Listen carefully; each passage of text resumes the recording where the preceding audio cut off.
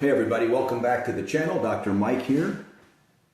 Today we're going to be talking about high blood pressure or hypertension and how to more or less alleviate the problem, how to cure it in a lot of cases. Okay, high blood pressure is like anything else with the body. It's some kind of a malfunction. There has to be a reason you have high blood pressure. You don't just have blood pressure for no reason. A lot of those reasons have to do with lifestyle. So let's cover those first, okay? And then we'll talk about the things you can do to correct it. And then we're going to talk about some specific supplements that for some reason nobody else talks about. I don't know why. It's common knowledge out there, but I haven't been able to find any doctors on the web or on YouTube even that are talking about these particular supplements. So let's get right into it. High blood pressure or hypertension. About 116 million people suffer from it. They call it the silent killer, and for good reason. Typically, there's no symptoms, not until you've got something horrible, like a heart attack, or God forbid, a stroke, or something else along those lines. So you can have it your whole life and not really know. What are the causes? We'll run through those. Being overweight, okay? Not getting any exercise. A lot of salt intake, and that's salt that's hidden in your processed foods, okay? Alcohol raises it. Caffeine raises it. Smoking raises it. Certain medications will raise your blood pressure, things like steroids. A lack of sleep can send it up a little bit. Pregnancy, you're carrying all that extra peripheral resistance, the heart's trying to pump against it, higher blood pressure. As you get older, your blood pressure tends to go up a little bit, and that's because of changes in your artery walls. As you get older, you're going to perhaps get a little atherosclerosis throughout the body. That's going to make the arteries a little stiffer. So when the heart pumps against it, there's a little more resistance. Then there's genetics. Perhaps high blood pressure just, kind of runs in your family, okay? What are you going to do about it? Okay, now there are things that you have to do long-term. The long-term fixes are, you got to change your diet. Now, what makes a low carbohydrate, and that's what I'd recommend. We're going to talk a lot about the carnivore diet and the keto diet and all those, but a low carbohydrate diet really seems to help with blood pressure. And if you're going to say that, you need to give a reason. Why? Why does that happen? Well, first, a low carbohydrate diet helps you lose body fat. Most of the time we just say lose weight, but you don't really want to lose weight because you want to hang on to your lean muscle mass. You want to get rid of the body fat, and that is what a low carb diet. I don't care if it's Atkins, carnivore, keto, zero sugar, zero carb, whatever, they've had probably 100 different books written about how to get on a low carbohydrate. Atkins is probably the most famous overall. The most recent one that gets a lot of publicity is carnivore because it's a pure meat diet. So any one of those, you're going to lose weight. But also, because it's a low carbohydrate diet, you're going to be holding less sugar in the body. You're going to lose weight. You're going to have less. Part of what you lose on a keto diet or on an Atkins diet is water weight. As you have less carbohydrates in the body, you tend to hold a little less water. So that's one of the reasons why a low carbohydrate diet will help. But again, mostly it's the weight loss, okay? I believe a study showed that for every kilogram, which is 2.2 pounds, of body weight that you lose, or body fat that you lose, you can lower your blood pressure about 1 milligram of mercury. So that's substantial. If you've got an extra 20 pounds you're hanging around, that's about 8 kilograms. So you drop those 8 kilos and your blood pressure is going to come down substantially, okay? Exercise for high blood pressure, absolutely essential. Now, maybe you're saying, I don't have time for exercise. Sure you do. When I say exercise, I don't mean you have to spend 2 hours riding your bike or 2 hours at the gym or an hour and a half. You don't have to do that. We know from research that HIIT training, high intensity interval training, is the way to go, especially for something like high blood pressure. So anywhere from a hard 15 minutes to say 30 minutes of a more moderate exercise every day will get the job done 3 to 5 times a week. You can do it every day. I usually do it 5 days a week. I take the weekends off. Sometimes I'll do a little something on the weekends, but normally I'm just out fishing and relaxing. You need that away time. So 3 to 5 days a week, even if you just do 15 minutes of hard aerobics, you get on a bike and you pedal as hard as you can for 15 minutes. Or again, you do a HIIT training where you're pedaling hard for 30 seconds and then you're resting, not resting, but pedaling, essentially a rest. You're pedaling easy for a minute. And you do that for 15, 20 minutes. you're going to be fairly exhausted, and that is going to strengthen your heart. It's going to do all those wonderful things that high-intensity interval training does for the body. Of course, you can apply the same type of training to weight training, which is the way I train, which is the way I've trained since the 90s, high-intensity training. You can look into that. Mike Mentzer, Arthur Jones, been covered ad infinitum on the net. So you can look that up. Obviously, getting less caffeine is important. If you're a caffeine hound, you're up in the morning, you're drinking 3 or 4 cups of coffee, then you're off to work, and for lunch you're getting a little tired because you're on a crappy diet, so you're going to throw down some Red Bull or any of the energy drinks, and now you're hitting the body with some more caffeine. That is going to take your blood pressure up. And I don't care if you've got normal pressure, it's going to take your blood pressure up. So that's important too. So those are some of the long-term things you can do to improve your blood pressure. Now let's get to some of the specific supplements that will help you lower your pressure right now if you have high blood pressure, because I've treated a lot of people with high blood pressure, and I don't mean a little high. I mean people coming to me after hearing me on the radio or seeing one of my videos or whatever, and they got 160 over 100, 180 over 120. I mean pressure so high that they're literally in imminent danger, okay? So blood pressure high enough that you need something now. And I'm talking about that high on medication. Off the medication, you're walking around with kind of a tick. I hate to use this, but it's kind of like a ticking time bomb in your chest. If you've got pressure that's 160, 180 over 100, 120 all the time, that's dangerous, okay?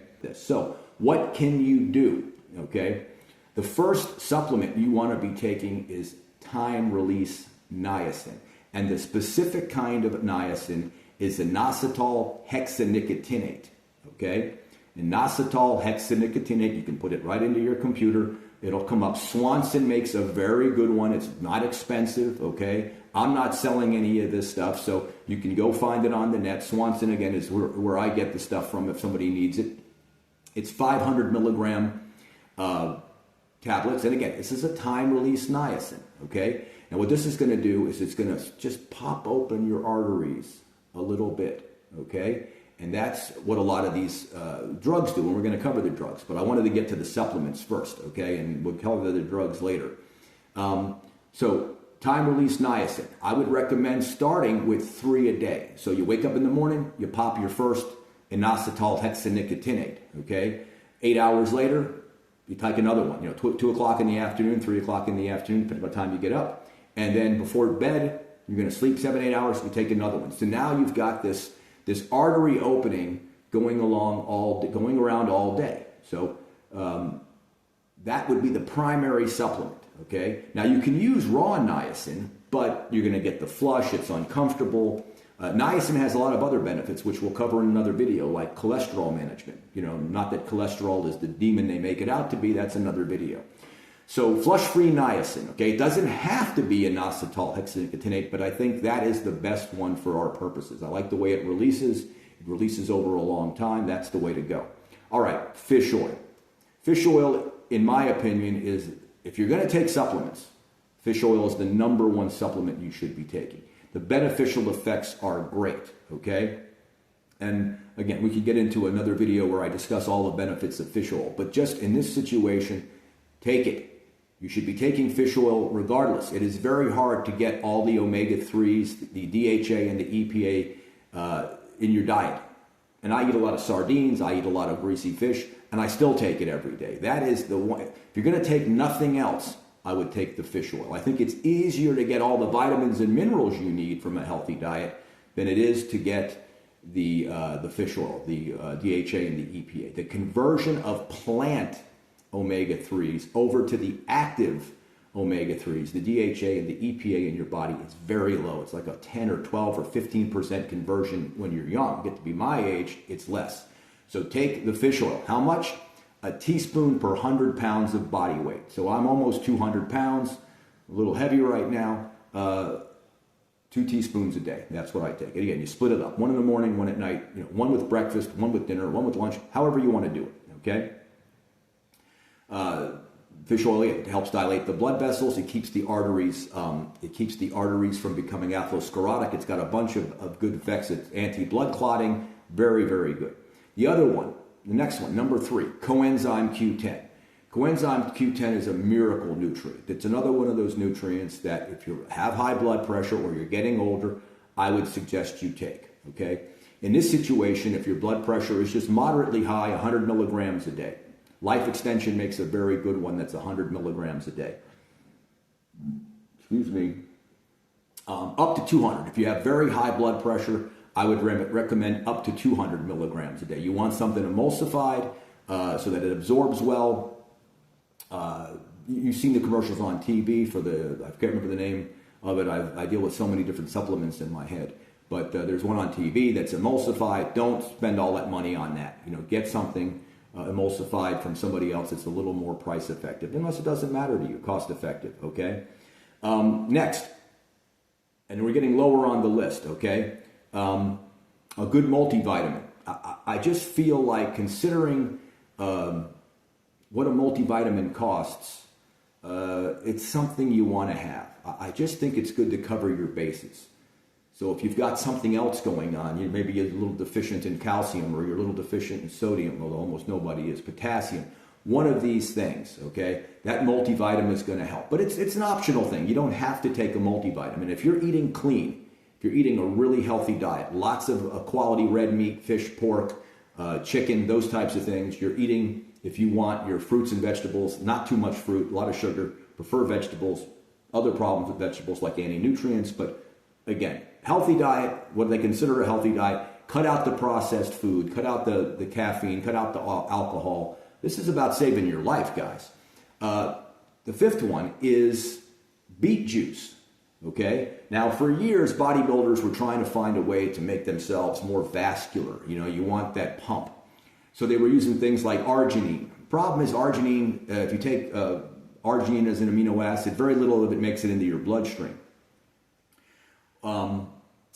What beet juice does is beet juice contains a lot of nitrates, okay? Nitrates cascade down in your body into nitrous oxide, okay? It's a complicated process, but it's there. You can look it up. So nitrous oxide is a vasodilator.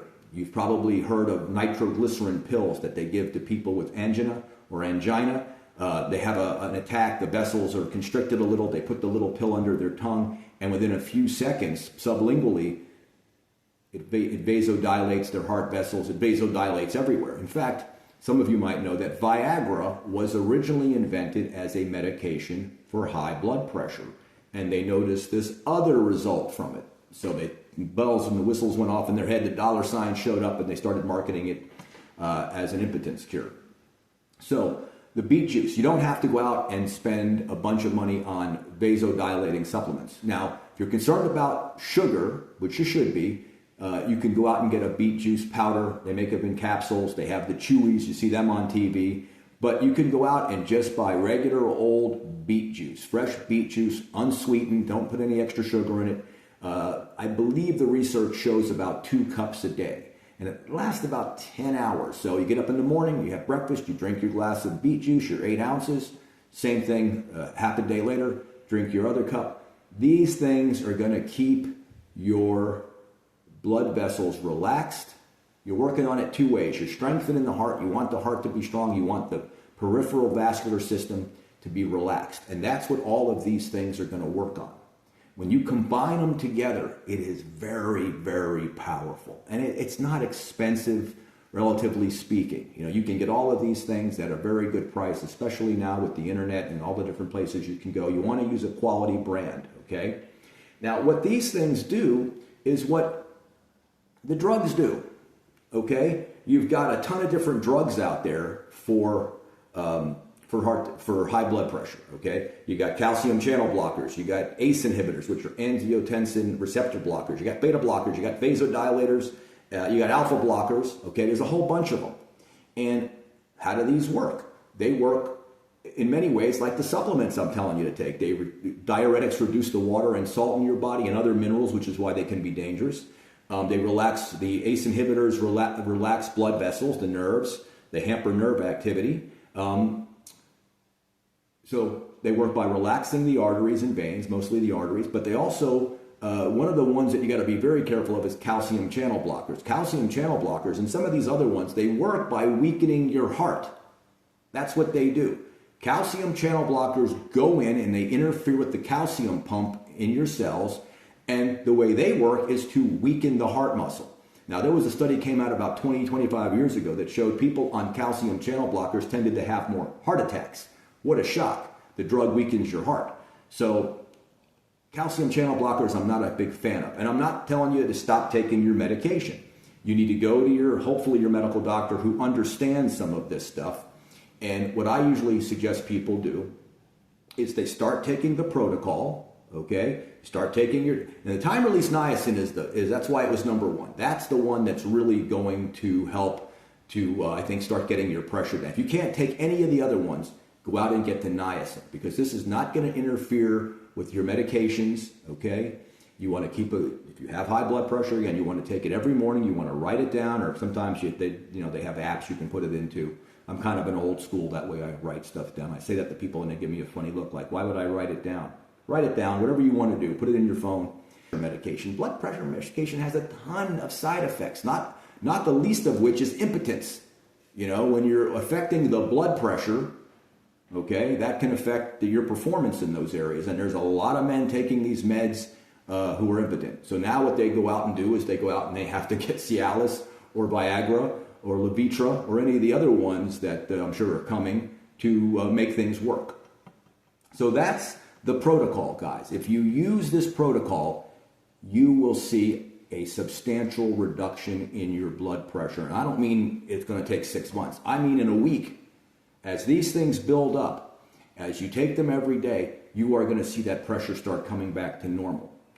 Now again, you want to monitor it. You don't want to be taking all these supplements and all the medication and drop your pressure down to 105 over 65. You don't want it to go too low. So you need to work with your doctor, as much as I hate having to say that, because if you go take this protocol to most medical doctors, they're going to give you a funny look, because they're basically about the drugs. So you may have to do some research. You may have to find a medical doctor who also understands conservative treatments.